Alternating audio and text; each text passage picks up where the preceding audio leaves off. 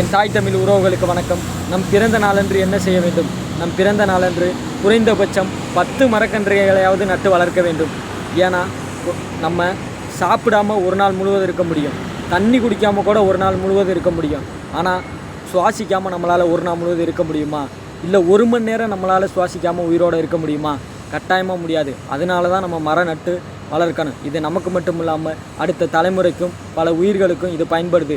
இது உயிர் தேவைகளின் முதல் தேவை ஆக்சிஜன் இருப்பதனால நம்ம கட்டாயமாக நம்ம மரம் நட்டு வளர்க்கணும். இதன் மூலம் மட்டும்தான் விவசாயம் செழிக்கும். நம்ம மரம் வளர்க்குறனால தான் மழை வருது, மழை வரனால தான் விவசாயம் பண்ண முடியும். இன்னும் சில பேர் கேட்கலாம், நம்ம மரம் நட்டு வளர்க்கலாட்டி நம்ம காசு கொடுத்து தானே நம்ம சாப்பாடை வாங்க போகிறோம், நம்ம அரிசி வாங்க போகிறோம், நம்ம மரம் வளர்த்தா என்ன வளர்க்கலையானா என்ன அப்படின்னு இன்னும் சில பேர் கேட்பாங்க. நான் என்ன கேட்குறேன், நீங்கள் காசு கொடுத்து நம்ம கடையில் வாங்கி சாப்பிட்றோம்.